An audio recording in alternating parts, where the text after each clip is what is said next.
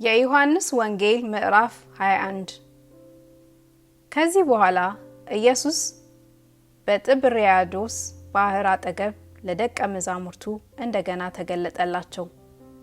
እንዲህም ተገለጠ። ስምዖን ጴጥሮስና ዲዲሞስ የተባለው ቶማስ፣ ከገሊላ ቃና የሆነ ናትናኤልም፣ የዘብዴዎስም ልጆች ከደቀ መዛሙርቱ ሌሎች ሁለት በአንድነት ነበሩ። ስምዖን ጴጥሮስ አሳ ላጠምድ እሄዳለሁ አላቸው። እነርሱ እኛም ካንተ ጋር እንመጣለን አሉት። መጥተውም ወደ ታንኳይቱ ገቡ። በዚያችም ሌሊት ምንም አላጠመዱም። በነጋው ጊዜ ኢየሱስ በባህር ዳር ቆሞ፣ ደቀ መዛሙርቱ ግን ኢየሱስ መሆኑን አላወቁም። ኢየሱስም ልጆች ሆይ አንዳች የሚበላ አላችሁና አላቸው። የለንም ብለው መለሱለት። እርሱም መረቡን በታንኳይቱ በስተቀኝ ጣሉት ታገኙትማላችሁ አላቸው። ሌሊቱን ሁሉ ደከምን፣ ምንም ያገኘነው የለም። በትእዛዝ ግን እንጥላለን፣ ስለዚህ ጣሉት። በዚህ ጊዜ ከአሳው ብዛት የተነሳ ሊጎትቱት አልቻሉም። ኢየሱስ ይወደው የነበረው ደቀ መዝሙር ጴጥሮስ ጌታ እኮ ነው አለው። ስለዚህ ስምዖን ጴጥሮስ ጌታ መሆኑን በሰማ ጊዜ ራቁቱን ነበርና ልብሱን ታጥቆ ወደ ባህር ራሱን ጣለ። ሌሎቹ ደቀ መዛሙርት ግን ከምድር 200 ክንድ ያህል እንጂ እጅግ አልራቁም ነበርና አሳ የሞላውን መረብ እየሳቡ በጀልባ መጡ።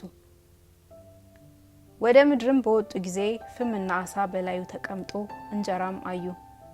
ኢየሱስም አሁን ካጠመዳችሁት አሳ አምጡ አላቸው። ስምዖን ጴጥሮስም ወደ ጀልባይቱ ገብቶ 153 ታላላቅ አሶችን ሞልቶ የነበረውን መረብ ወደ ምድር ጎተተ። ይህንም ያህል ብዙ ሲሆን መረቡ አልተቀደደም። ኢየሱስም ኑ ምሳ ብሉ አላቸው። ከደቀ መዛሙርቱ አንድስ እንኳን አንተ ማነህ ብሎ ሊመረምረው የደፈረ አልነበረም፣ ጌታ መሆኑን አውቀው ነበርና። ኢየሱስም መጣና እንጀራ አንስቶ ሰጣቸው፣ እንዲሁም አሳውን። ኢየሱስ ከሙታን ከተነሳ በኋላ ለደቀ መዛሙርቱ ሲገለጥላቸው ይህ 3ኛ ጊዜ ነበረ። ምሳ ከበሉ በኋላም ኢየሱስ ስምዖን ጴጥሮስን የዮና ልጅ ስምዖን ሆይ ከነዚህ ይልቅ ትወደኛለህን አለው። አዎን ጌታ ሆይ እንድወድህ አንተ ታውቃለህ አለው። ግልገሎቼን አሰማራ አለው። ደግሞ ሁለተኛ የዮናን ልጅ ስምዖን ሆይ ትወደኛለህ አለው። አዎን ጌታ ሆይ እንድወድህ አንተ ታውቃለህ አለው። ጠቦቶቼን ጠብቅ አለው። 3ኛ ጊዜ የዮና ልጅ ስምዖን ሆይ ትወደኛለህን አለው። 3ኛ ትወደኛለህን ስላለው ጴጥሮስ አዘንና ጌታ ሆይ አንተ ሁሉን ታውቃለህ፣ እንድወድህ አንተ ታውቃለህ አለው። ኢየሱስም በጎቼን አሰማራ፣ እውነት እውነት እልሃለሁ አንተ ጎልማሳ ሳለህ ወገብህ በገዛ ራስህ ታጥቀህ ወደምትወደው ትሄድ ነበር። ነገር ግን በሸመገልህ ጊዜ እጆችን ትዘረጋለህ፣ ሌላውም ያስታጥቅሃል፣ ወደማትወደውም ይወስድሃል አለው። በምን አይነት ሞት እግዚአብሔርን ያከብር ዘንድ እንዳለው ሲያመለክት ይህን አለ። ይህንን ብሎ ተከተለኝ አለው። ጴጥሮስም ዘወር ብሎ ኢየሱስ ይወደው የነበረውን ደቀ መዝሙር ሲከተለው አየ። እርሱም ደግሞ በእራት ጊዜ በደረቱ ተጠግቶ ጌታ ሆይ አሳልፎ የሚሰጥህ ማን ነው ያለው ነበረ። ጴጥሮስም ይህን አይቶ ኢየሱስን ጌታ ሆይ ይህስ እንዴት ይሆናል አለው።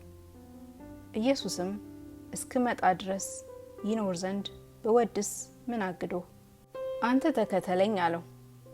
ስለዚህ ያ ደቀ መዝሙር አይሞትም የሚለው ይህ ነገር ወደ ወንድሞች ወጣ።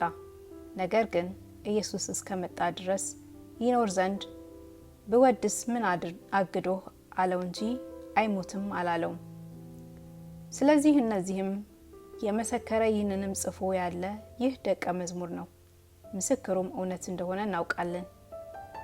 ኢየሱስም ያደረገው ሌላ ብዙ ነገር ደግሞ አለ። ሁሉ በእያንዳንዱ ቢጻፍ ለተጻፉት መጽሐፍ ዓለም ራሱ ባልበቃቸው ይመስለኛል።